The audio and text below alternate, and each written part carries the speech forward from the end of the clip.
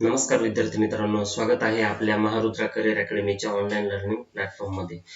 1 तारखेपासून आपण जी PYQ batch सुरू केलेली होती, आज त्याचा दुसरा दिवस। जर तुम्ही आपल्या चॅनलला सबस्क्राइब केलं नसेल तर सबस्क्राइब करून घ्या आणि जास्तीत जास्त विद्यार्थ्यांपर्यंत हा व्हिडिओ शेअर करा। तर लाईक करा, शेअर करा आणि फॉलो करा आपल्या YouTube चॅनलला। मूलभूत हक्कांवर गदा आल्यास कुठे दाद मागता येते? तर लक्षात ठेवा, दिवाणी न्यायालयात नाही, उच्च न्यायालयात, फक्त उच्च न्यायालयात नाही, फौजदारी न्यायालयात नाही, तर उत्तर येतं सर्वोच्च किंवा उच्च न्यायालयामध्ये। तर लक्षात ठेवा मित्रांनो, कलम 32 अंतर्गत सर्वोच्च न्यायालयात दाद मागणे हा तुमचा मूलभूत हक्क आहे। कलम 32 अंतर्गत सुप्रीम कोर्टात म्हणजे सर्वोच्च न्यायालयात दाद मागणे हा तुमचा मूलभूत हक्क आहे। परंतु कलम 226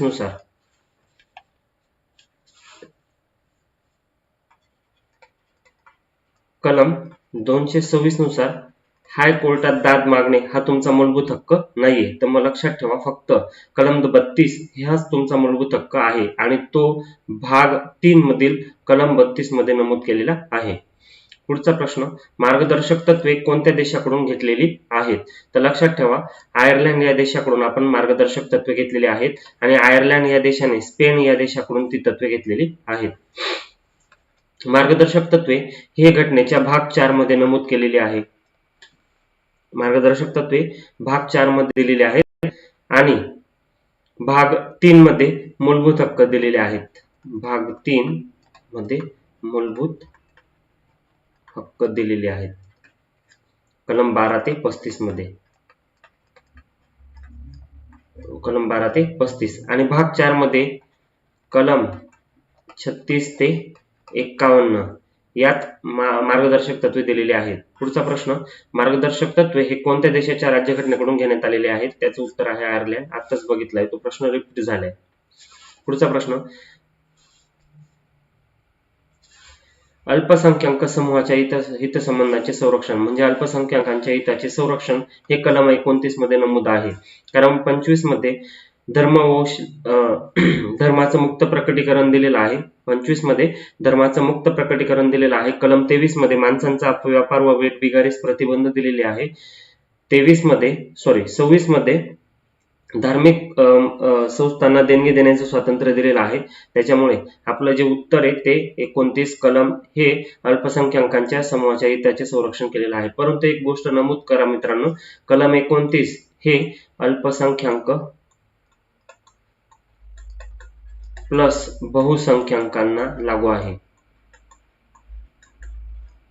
कलम 29 हे अल्पसंख्याक प्लस बहुसंख्याक यांना लागू आहे, परंतु कलम जे 30 आहे ते फक्त अल्पसंख्याकांना लागू आहे। पुढचा प्रश्न, भारतीय राज्यघटनेत डॅश डॅशना संरक्षण दिलेले आहे। तर भारतीय राज्यघटनेमध्ये मूलभूत हक्कांना संरक्षण दिलेलं आहे।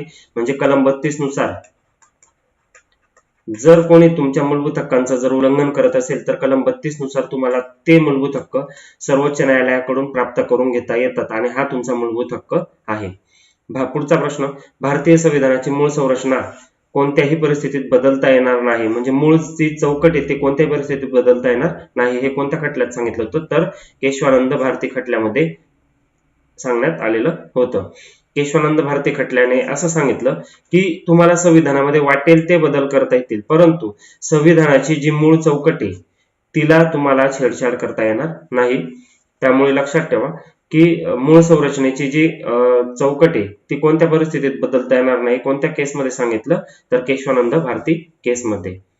पुढचा प्रश्न, राईट टू प्रायव्हसी खाजगीपणाचा हक्क हा मूलभूत हक्क कोणत्या खटल्यात सर्वोच्च न्यायालयाने स्पष्ट केला? तर पुट्टास्वामी केसमध्ये राईट टू प्रायव्हसीचा हक्क स्पष्ट केलेला होता।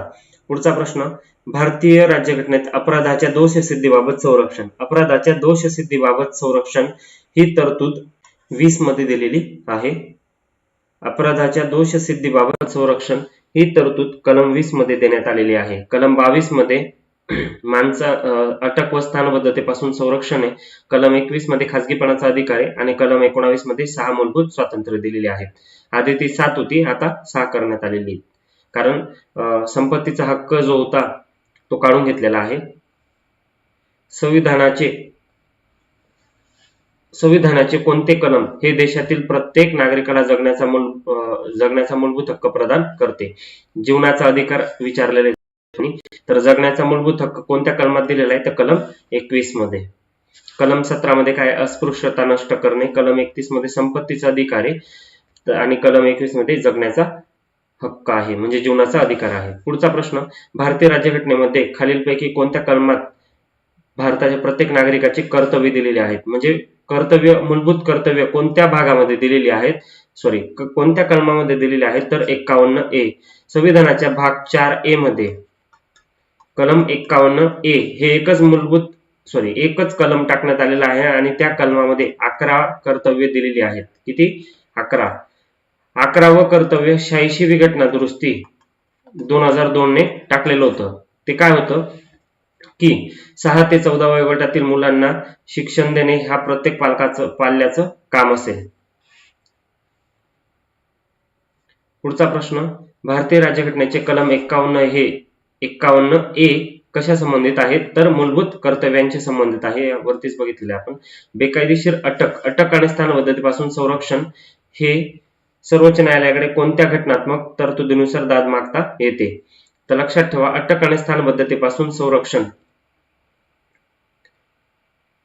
हॅबियस कॉर्पस नुसार सर्वोच्च न्यायालयाकडे दाद मागता येते. पुढचा प्रश्न, मूलभूत हक्क संविधानाच्या कोणत्या कलमान्वये देण्यात आलेली आहेत? तर मूलभूत हक्क संविधानाच्या 12 ते 35 मध्ये देण्यात आलेले आहेत. मूलभूत हक्क संविधानाच्या कोणत्या कलमान्वये देण्यात आलेले आहेत? तर उत्तर येतं 12 ते 35. भाग 3 संविधानाचा भाग 3 त्यामध्ये कलम 36 ते 51 मध्ये काय दिलेले आहेत? मूलभूत हक्क दिलेले आहेत. त्यानंतर भारताच्या राज्यघटनेतील खालीलपैकी कोणत्या कलमान्वये अस्पृश्यता नष्ट केलेली आहे? तर कलम 17 नुसार अस्पृश्यता आपण नष्ट केलेली आहे. धर्म, वंश, लिंग, जन्मस्थान या धर्म, वंश, लिंग, जन्मस्थान इत्यादी कारणावरून भेदभावास मनाई हे कलम 15 आहे. कलम 16 मध्ये सार्वजनिक रोजगारात समान संधी आहे. कलम 17 अस्पृश्यता नष्ट करणे आणि कलम 18 कशा संबंधित आहे? तर किताब नष्ट करणे. डॉक्टर बाबासाहेब आंबेडकर यांनी राज्यघटनेतील कोणत्या मूलभूत अधिकाराला संविधानाचा आत्मा म्हटलेला आहे? तर आत्मा आणि हृदय म्हटलं. हा प्रश्न खूप VIMP आहे. आतापर्यंत खूप वेळा प्रश्न आलेला आहे. तर मूलभूत हक्क कोणता मूलभूत हक्क आहे की ज्याला संविधानाचा आत्मा म्हटलेला आहे? तर कलम 32. कारण कलम 32 नुसार तुमचे मूलभूत हक्क जर कोणी हिरावून घेत असेल तर तुम्हाला 32 नुसार सर्वोच्च न्यायालयात दाद मागून ते परत मिळवता येतात. कलम 24 नुसार किती वर्षाखालील बालकाला? तर 14 वर्षाखालील बालकाला खाणीत काम करणे आणि कारखान्यामध्ये काम करण्यास मनाई करण्यात आलेली आहे. हिंदी भाषेच्या विकासासाठीचे मार्गदर्शक तत्व आहे कलम 351. भारताच्या राज्यघटनेतील कोणते कलम समान नागरी कायद्याशी संबंधित आहे? तर कलम 44. तर याचा जरा आपण कलम 44 बद्दल थोडी माहिती बघूया.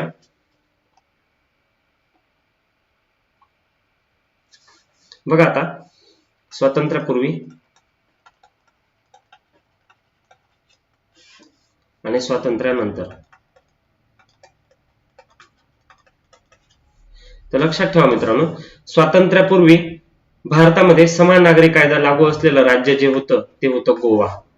गोवा राज्यामध्ये पोर्तुगीजांनी समान नागरी कायदा लागू केलेला होता. समान नागरी कायदा लागू असणारं जे राज्य आहे ते आहे गोवा. आणि नुकत्याच करंट अफेअर्सचा जर आपण अभ्यास केला तर स्वातंत्र्यानंतर UCC युनिफॉर्म सिव्हिल कोड म्हणजे कलम 44 समान नागरी कायदा. कलम 44 काय आहे? समान नागरी कायदा.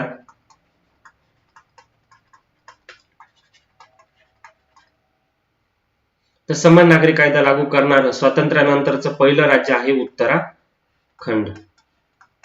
उत्तराखंडचे जे CM आहेत ते पुष्कर सिंग धामी आहेत.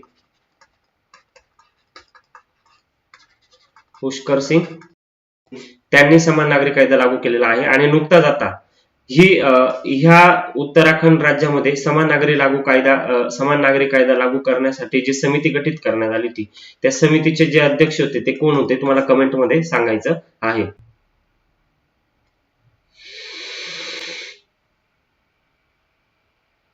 रंजना प्रकाश देसाई.